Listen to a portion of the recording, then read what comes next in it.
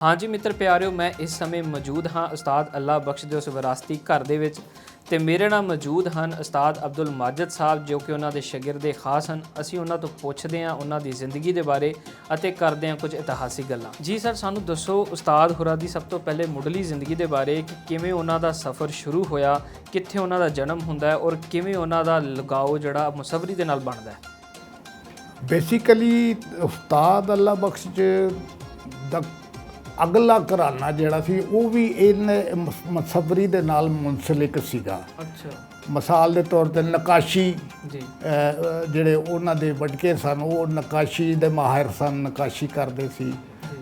ਤੋ ਇਸ ਤਰੀਕੇ ਦੇ ਨਾਲ ਇੱਕ ਤਲਕ ਜਿਹੜਾ ਸੀ ਉਹ ਆਰਟ ਦਾ ਹੈ ਜ਼ਰੂਰ ਸੀ। ਜੀ ਅੱਛਾ, ਉਹ ਤਲਕ ਤੋਂ ਬਾਅਦ ਵੀ ਉਸਤਾਦ ਅੱਲਾ ਬਖਸ਼ ਨੇ ਕੋਈ ਤਕਰੀਬਨ ਕੋਈ 5 ਸਾਲ ਦੀ ਉਮਰ 'ਚ ਜਿਹੜਾ ਨਾ ਇਹ ਸ਼ੁਰੂ ਕੀਤਾ। ਬੇਸਿਕਲੀ ਉਹ ਇੱਕ ਉਹਨਾਂ ਦੇ ਉਸਤਾਦ ਸਨ, ਉਸਤਾਦ ਅਬਦੁੱਲਾ ਔਰ ਉਹ ਜਿਹੜੇ ਉਹ ਮਾਲ ਰੋਡ 'ਤੇ ਉਹਨਾਂ ਦੀ ਕਾਫੀ ਬੜੀ ਦੁਕਾਨ ਸੀ ਲਾਹੌਰ 'ਚ, ਅਤੇ ਉਹਨਾਂ ਦੇ ਸ਼ਾਗਿਰਦ ਬਣ ਗਏ ਸੀ।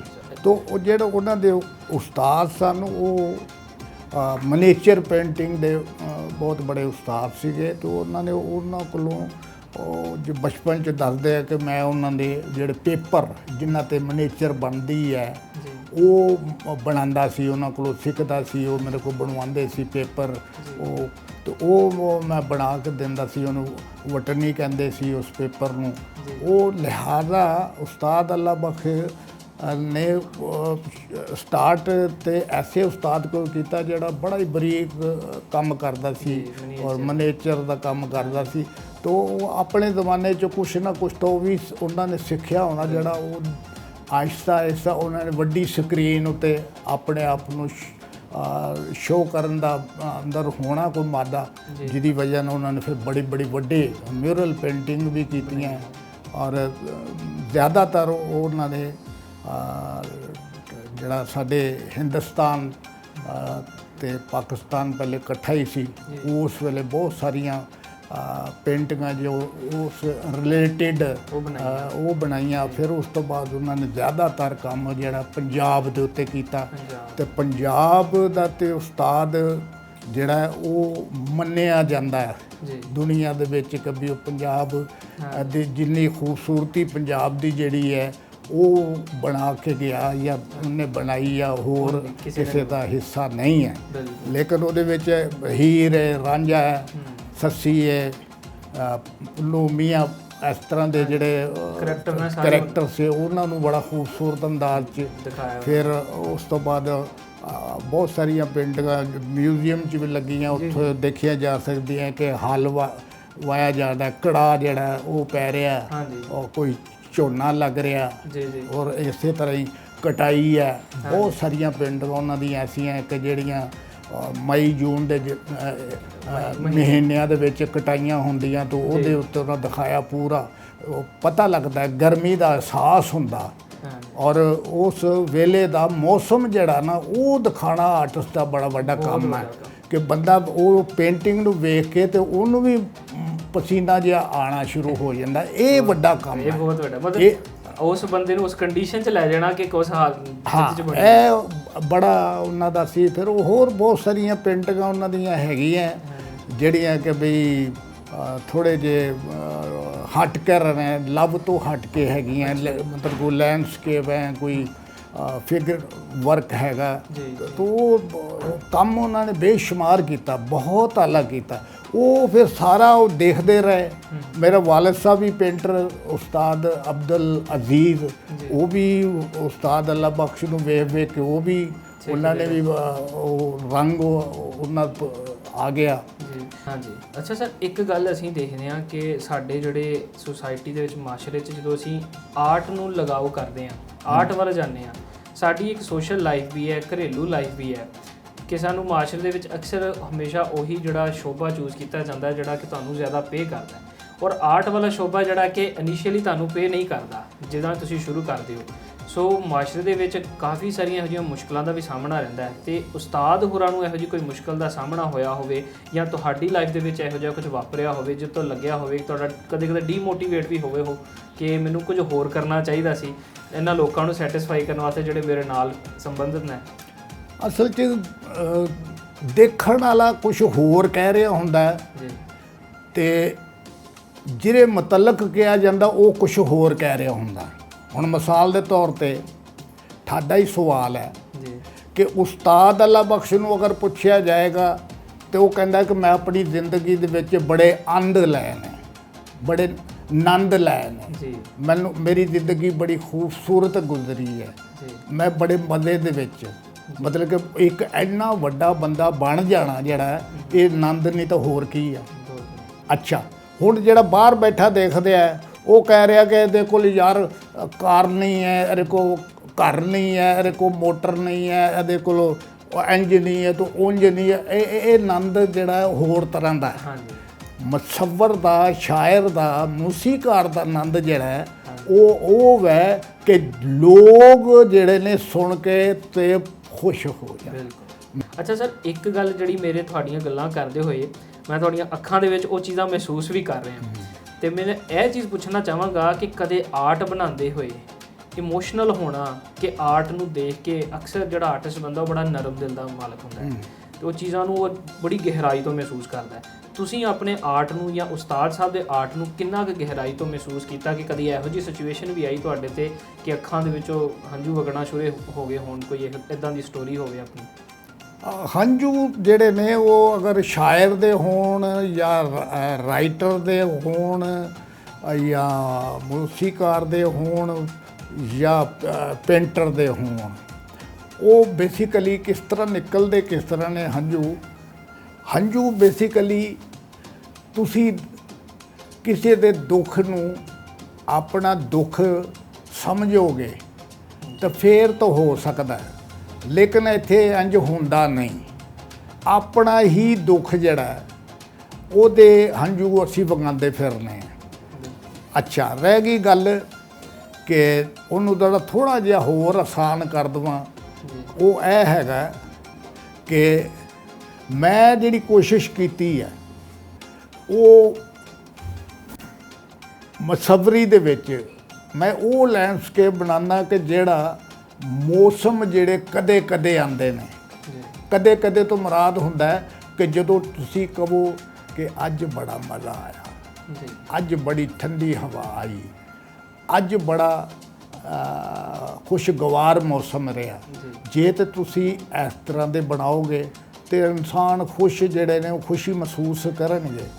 ਤੇ ਮੈਂ ਨਾ ਤੇ ਹੰਝੂ ਵਗਾਉਣ ਵਾਲਾ ਕੋਈ ਕੰਮ ਕਰ ਰਿਹਾ ਤੇ ਨਾ ਹੰਝੂ ਦੇਣ ਵਾਲਾ, ਤੇ ਮੇਰੇ ਫੰਨੇ ਮੁਸੱਵਰੀ ਜਿਹੜੀ ਹੈ ਉਹਦੇ ਵਿੱਚ ਆਨੰਦ ਹੀ ਆਨੰਦ ਹੈਗਾ। ਤੁਹਾਡਾ ਦਿਲ ਚਾਹੇਗਾ, ਤੁਸੀਂ ਦੇਖਦੇ ਹੋ ਬਹੁਤ ਸਾਰੇ ਲੋਕਾਂ ਨੇ ਮੈਨੂੰ ਕਿਹਾ ਕਿ ਮੇਰਾ ਦਿਲ ਚਾਹੁੰਦਾ ਕਿ ਇੱਥੇ ਮੈਂ ਕਾਫੀ ਦੇਰ ਬੈਠਾਂ ਜਾ ਕੇ, ਤੇ ਉਹ ਇਹ ਕੈਫੀਅਤ ਤੁਸੀਂ ਜਦੋਂ ਲੋਕਾਂ ਤੇ ਲੈ ਕੇ ਆਉਂਦੇ ਹੋ ਨਾ ਕਿ ਉਹਨਾਂ ਨੂੰ ਉਹਨਾਂ ਦੀਆਂ ਪਰੇਸ਼ਾਨੀਆਂ ਨੂੰ ਇੱਧਰ ਉੱਧਰ ਕਰਨ ਵਾਸਤੇ।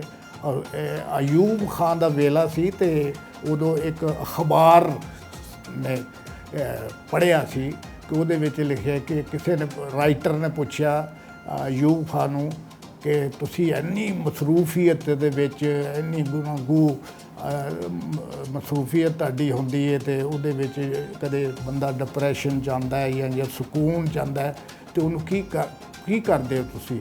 ਉਹਨੇ ਕਿਹਾ ਕਿ ਮੈਂ ਇੱਕ ਮੇਰਾ ਘਰ 'ਚ ਕਮਰਾ ਹੈ, ਇੱਕ ਜਗ੍ਹਾ ਜਿਹਦੇ 'ਚ ਉਸਤਾਦ ਅੱਲਾ ਬਖਸ਼ ਦੀਆਂ ਪੇਂਟਿੰਗਾਂ ਲੱਗੀਆਂ, ਮੈਂ ਉਹਨਾਂ ਨੂੰ ਵੇਖ ਕੇ ਤੇ ਮੇਰਾ ਰਿਲੈਕਸ ਹੋ ਜਾਂਦਾ। ਬਹੁਤ ਅੱਛਾ ਸਰ ਜੀ, ਤੁਸੀਂ ਗਾਈਡ ਕਰਿਓ ਜਿੱਦਾਂ ਤੁਸੀਂ ਮੋਟੀਵੇਟ ਕਰਦੇ ਹੋ, ਜਿੱਦਾਂ ਤੁਹਾਡਾ ਤਰੀਕਾ ਹੈ, ਤੇ ਮੈਂ ਆਪ ਮੋਟੀਵੇਟ ਹੋ ਰਿਹਾ, ਮੇਰਾ ਦਿਲ ਕਰਦਾ ਮੈਂ ਤੁਹਾਡਾ ਸ਼ਾਗਿਰਦ ਪੈ ਜਾ। ਔਰ ਮੈਂ ਇੱਕ ਹੋਰ ਵੀ ਗੱਲ ਦੱਸਾਂ, ਜਦੋਂ ਆਪਾਂ ਅੰਦਰ ਬੂਹੇ ਤੋਂ ਦਾਖਲ ਹੋਏ ਸੀ, ਮੈਂ ਵੇਖੀਆਂ ਨਾ ਸਾਰੀ, ਮੈਂ ਦੇਖ ਰਿਹਾ ਸੀ, ਮਹਿਸੂਸ ਕਰ ਰਿਹਾ ਸੀ ਜਿਹੜੇ ਤੁਸੀਂ ਮੌਸਮਾਂ ਦੀ ਗੱਲ ਕੀਤੀ ਔਰ ਉਹ ਖੂਬਸੂਰਤੀ ਤੁਹਾਡੀ ਪੇਂਟਿੰਗਾਂ ਦੇ ਵਿੱਚ ਝਲਕ ਵੀ ਰਹੀ ਸੀ। ਤੇ ਇਹਦੇ ਵਾਸਤੇ ਮੈਂ ਤੁਹਾਨੂੰ ਦਾਦ ਵੀ ਦਿੰਦਾ ਕਿ ਤੁਸੀਂ ਉਮਰ ਬਤੀਤ ਕੀਤੀ ਹੈ ਇਹਦੇ ਉੱਤੇ, ਕਿੰਨਾ ਕੰਮ ਕੀਤਾ ਔਰ ਦਿਲ ਦੇ ਵਿੱਚ ਦਰਦ ਵੀ ਰੱਖਦੇ ਹੋ ਕਿ ਅਗਲੇ ਬੰਦੇ ਵੀ ਸਿੱਖਣ। ਬਿਲਕੁਲ ਸਿੱਖਣ। ਤੇ ਸਰ ਜੀ, ਇਹ ਤੁਹਾਨੂੰ ਤੁਸੀਂ ਕਿਵੇਂ ਮਹਿਸੂਸ ਕਰਦੇ ਹੋ ਕਿ ਇੱਕ ਪੁਰਾਣੇ ਆਰਟਿਸਟ, ਤੁਸੀਂ ਇੱਕ ਲਾਈਫ ਦੇਖੀ, ਉਸਤਾਦ ਸਾਹਿਬ ਦੀ ਵੀ ਲਾਈਫ ਦੇਖੀ, ਆਪਣੀ ਵੀ ਜ਼ਿੰਦਗੀ ਗੁਜ਼ਾਰੀ, ਇੱਕ ਲੰਬੀ ਅਰਸਾ ਗੁਜ਼ਾਰਿਆ, ਅੱਜ ਕੱਲ੍ਹ ਦੇ ਜਿਹੜੇ ਕਲਾਕਾਰ ਨੇ ਜਾਂ ਤੁਸੀਂ ਆਪਦੀ ਲਾਈਫ ਤੋਂ ਕਿਵੇਂ ਮਹਿਸੂਸ ਕਰਦੇ ਹੋ, ਇਹਨਾਂ ਦੇ ਵਿੱਚ ਕੀ ਅੰਤਰ ਹੈ, ਕੀ ਫਰਕ ਹੈ ਅੱਜ ਕੱਲ੍ਹ? ਖੂਬਸੂਰਤੀ ਨੂੰ ਜਿਸ ਤਰ੍ਹਾਂ ਦੇਖਣਾ ਹੈ ਨਾ, ਤੁਸੀਂ ਅਗਰ ਇੰਜ ਵੇਖਣਾ ਸ਼ੁਰੂ ਕਰ ਦਿਓਗੇ ਤੇ ਫਿਰ ਤੁਹਾਨੂੰ ਫਰਕ ਨਹੀਂ ਨਜ਼ਰ ਆਣੇ। ਮੈਂ ਲੋਕਾਂ ਨੂੰ ਦੱਸ ਰਿਹਾ ਜਾਂ ਖੁਦ ਵੀ ਮਹਿਸੂਸ ਕਰਨਾ, ਜਾਂ ਮੇਰੇ ਉਸਤਾਦਾਂ ਨੇ ਮੈਨੂੰ ਦੱਸਿਆ, ਉਹਨਾਂ ਕਿਹਾ ਕਿ ਸਭ ਤੋਂ ਪਹਿਲੇ ਖੂਬਸੂਰਤ ਦੇਖਣਾ ਸਿੱਖੋ, ਖੂਬਸੂਰਤ ਸੁਣਨਾ ਦੇ ਸਿੱਖ ਲਓ, ਬੋਲਣਾ ਖੂਬਸੂਰਤ ਜਿਹੜਾ ਨਾ ਉਹ ਸਿੱਖੋ। ਜਦੋਂ ਤੁਸੀਂ ਇਹ ਸਾਰੀਆਂ ਜਿੰਨੀਆਂ ਹਿੱਸਾਂ ਦੇ ਮਜ਼ੇ ਲੈਂਦੇ ਹੋ, ਇਹਨਾਂ ਦੇ ਮਜ਼ੇ ਵਾਪਸ ਤੁਸੀਂ ਕਰ ਸਕਦੇ ਹੋ। ਤੋ ਤੁਹਾਨੂੰ ਬੜਾ ਜ਼ਰੂਰੀ ਹੈ ਕਿ ਤੁਸੀਂ ਆਪਣੇ ਜਿੰਨੇ ਵੀ ਨੇ ਲੋਕ, ਪੁਰਾਣੇ ਨੇ, ਨਵੇਂ ਨੇ, ਆਉਣ ਵਾਲੇ ਵੀ ਨੇ, ਜੋ ਆ ਕੇ ਚਲੇ ਗਏ ਨੇ, ਸਾਰਿਆਂ ਦੇ ਅਸੀਂ ਨਖੇੜੇ ਇੰਜ ਨਹੀਂ ਕਰਨੇ। ਅਸੀਂ ਨਖੇੜੇ ਕਰਨੇ ਨੇ ਜਿੰਨੇ ਕੁਛ ਕੀਤਾ ਹੈ, ਹੁਨਰ ਦੇ ਮਾਮਲੇ 'ਚ ਮੈਂ ਗੱਲ ਕਰ ਰਿਹਾ ਜੀ ਜੀ, ਉਹਨੇ ਕੁਛ ਕੀਤਾ, ਬੜਾ ਸੋਹਣਾ ਕੀਤਾ। ਇੱਕ ਬੰਦਾ ਇੱਕ ਲਾਈਨ ਲਾਉਂਦਾ ਹੈ, ਉਹ ਉਹਦੇ ਨਾਲੋਂ ਚੰਗਾ ਨਹੀਂ ਜਿਹਨੇ ਲਾਈ ਨਹੀਂ। ਹੁਣ ਇੱਥੇ ਕੀ ਨਖੇੜਾ ਕਰੋਗੇ? ਨਖੇੜਾ ਸਿਰਫ ਇੰਨਾ ਹੈ ਕਿ ਜਿਹਨੇ ਨਹੀਂ ਕੀਤਾ ਉਹਦੀ ਤੁਸੀਂ ਗੱਲ ਕਰ ਸਕਦੇ ਹੋ ਕਿ ਯਾਰ ਇਹਨੇ ਕੀਤਾ ਹੀ ਕੁਛ ਨਹੀਂ, ਤੇ ਜਿਹਨੇ ਥੋੜਾ ਵੀ ਕੀਤਾ ਉਹਨੂੰ ਐਪਰੀਸ਼ੀਏਟ ਕਰਨਾ ਦੁਨੀਆ ਦਾ ਅਸੂਲ ਹੈ।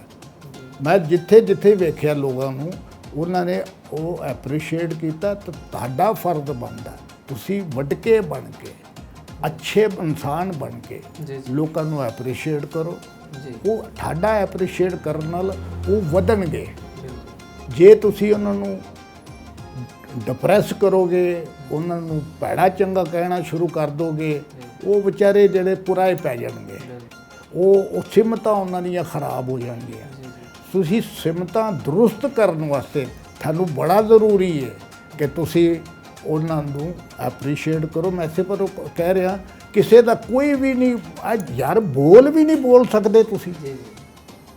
ਅਮੂਮਨ ਲੋਕੀ ਟੀਵੀ ਜਿਹੜਾ ਦੇ ਉੱਤੇ ਪ੍ਰੋਗਰਾਮ ਮੈਂ ਦੇਖਦਾ ਤੇ ਉਹਨਾਂ ਨੂੰ ਕਹਿਣਾ ਪੈਂਦਾ ਤਾਲੀ ਵਜਾਓ, ਜ਼ਰਾ ਤਾਲੀ ਵਜਾਓ। ਯਾਰ ਅਸੀਂ ਉਸ ਤਾਲੀ ਵਜਾਉਣ ਤੋਂ ਵੀ ਕਾਸਰ ਹੋ ਗਏ ਹਾਂ। ਤੁਸੀਂ ਮਜ਼ਾ ਲੈ ਰਹੇ ਹੋ, ਤੁਸੀਂ ਉਹ ਬੰਦੇ ਨੇ ਆਪਣੀ ਪੂਰੀ ਕਲਾ ਜਿਹੜੀ ਹੈ ਇੱਕ ਪੀਰੀਅਡ ਲਾ ਕੇ ਸਿੱਖੀ ਹੈ, ਉਹ ਤੁਹਾਨੂੰ ਦੱਸ ਰਿਹਾ, ਸਿਖਾ ਰਿਹਾ ਜਾਂ ਵਿਖਾ ਰਿਹਾ, ਤੇ ਤੁਹਾਡੇ ਕੋਲ ਇਹ ਵੀ ਕਰਨ ਵਾਸਤੇ ਕੁਛ ਨਹੀਂ ਹੈਗਾ। ਅਸੀਂ ਲੋਕਾਂ ਨੂੰ ਦੱਸਣਾ ਚਾਹੀਦਾ ਹੈ, ਵੱਡੇ ਕਰਨਗੇ ਤੇ ਛੋਟੇ ਵੀ ਕਰਨਗੇ। ਜੇ ਵੱਡਿਆਂ ਨੇ ਨਹੀਂ ਕਰਨਾ ਨਾ ਤਾਂ ਫਿਰ ਛੋਟਿਆਂ ਨੇ ਵੀ ਨਹੀਂ ਕਰਨਾ। ਇਸ ਪਰ ਮੇਰੀ ਫਿਰ ਦੁਬਾਰਾ ਇਹੀ ਗੱਲ ਮੈਂ ਕਰਾਂਗਾ ਔਰ ਮੈਂ ਕਰਦਿਆ ਰਹਿਣਾ।